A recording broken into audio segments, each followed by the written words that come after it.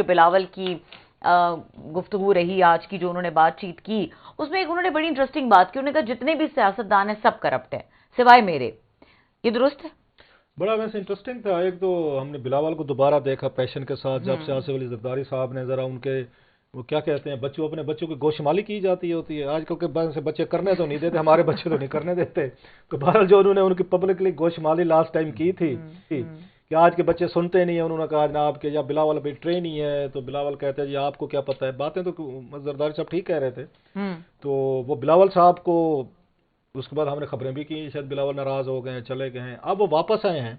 तो वहीं से शुरू किया उन्होंने जहां से बिलावल छोड़ के गए थे कि प्राइम मिनिस्टर के नारे लगे, वजीर आजम नवाज शरीफ, जब उन्होंने कहा जी हमें मौका दें, अगर मैं बन गया वजीर आजम तो हम जहाँ आपकी तनख्वाहें डबल कर देंगे, तरक्की करा देंगे, बला बला चीज़ें, ये वहाँ पे जाके जो आज उन्होंने उन्होंने अगर तकरीर की है सारी, ये अलग बात है। उनके नाकदीन कहते हैं 15 साल से आप सिंध में है, तो सिंध को कौन सा आपने पेरिस या लंदन बना, 15 साल बहुत बड़ा पीरियड होता है, चेंज कर सकते हैं। तो सिंध की हालत पे बहुत से लोग एतराज़ात भी करते हैं कि वहाँ पे अभी शायद वो डेवलपमेंट, वो मॉडल नज़र नहीं आते जो लोगों को उनमें उनमें पंजाब के मैंने उनको नज़र आते हैं। खैर वो अपनी जगह पे। अब ये कराची में हालात हैं, पूरा कराची रो रहा है इस वक्त। यस, अब जो असल जो चीज़ है जिसपे मैं ज़रा मुख्तसर सी बात करना चाहता हूँ, ये बड़ी इंटरेस्टिंग डिबेट आज छिड़ी है कि क्या आपके वालदैन के, अगर मतलब अक्सर कहा जाता है कि आप उस अडल्ट हैं अगर, तो वालदान अगर आपके वालदैन के पेरेंट्स के, मतलब मेरे कोई अगर acts of mission and commission है, तो मेरे बच्चों को कल को आंसरेबल नहीं किया जा सकता कि मैं कर रहा हूँ ना फैसले, अल्लाह सही जो भी हैं। अब कल को उन्हें कहें आप जवाब दें, तो बच्चे तो नहीं दे सकते, उन्हें देना भी नहीं चाहिए। और मैंने बच्चों को कहा भी हुआ है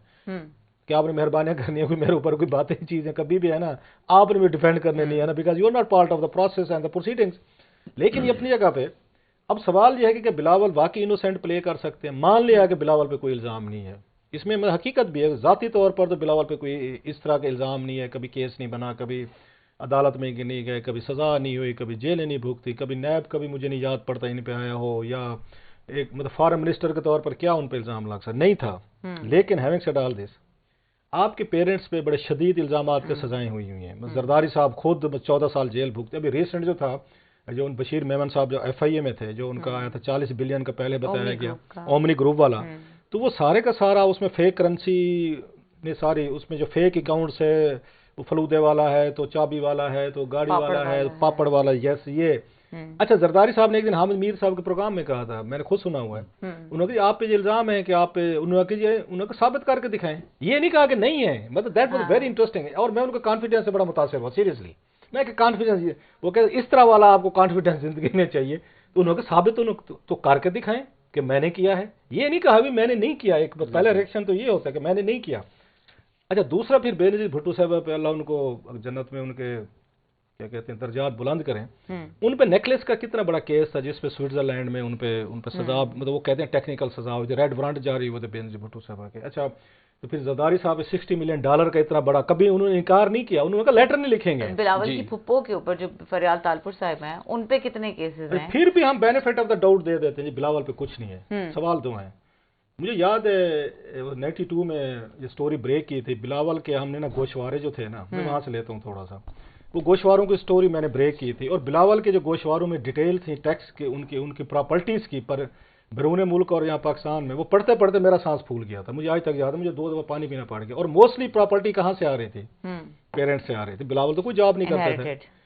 अच्छा, इनहेरिटेड और चीज़ है, फिर एक अपने आप के वालदैन की कमाई हुई है आपकी चीज़ है। फिर तो बिलावल को एक काम करना चाहिए, लास्ट की बात लंबी होगी, भट्टी साहब से पूछे कि बिलावल को फिर अपने पेरेंट्स से ली हुई, जिसपे शक है, इन्वेस्टिगेशन में रही है, चीज़ें हुई हैं, वो डिसोन कर देनी चाहिए, वापस कर देनी चाहिए कि ये मैं प्रॉपर्टी नहीं लेता, क्योंकि इस पे बहुत सारे क्वेश्चन है, डिस्प्यूट। चलो हम कहते हैं, अच्छा बिलावल कहेंगे सजाएं कहाँ पे हुई हैं, कहाँ पे साबित हो, तो इस मुल्क को मानता कोई नहीं है ना, कोई साबित होने लगता था तो आपके जन्ना मुशर्रफ से NRO हो गया। माफ करें, केसेस तो थे आप पे, सजाएं भी थी, आपने NRO कर लिया, फिर आके हमें विक्ट्री का निशान दिखाते हैं कि साबित करो। भी कैसे साबित करें? जब साबित करने का टाइम आया तो आपने जन्ना मुशर्रफ से सुलह करके आपने वो कर लिया था। तो बिलावल साहब की मैं बात मान लूंगा, अगर उन्होंने जरदारी साहब से प्रॉपर्टी जो ली है जिसपे बहुत सारे क्वेश्चन हैं, वो फिर वापस कर दें कि मैं नहीं लेता, मेरा इस पर कोई राइट नहीं है, फिर मैं उसके बिलावल के बिल्कुल साथ हूं भी, उस पर कोई करप्शन का चार्ज नहीं है, वो ठीक कह रहा है।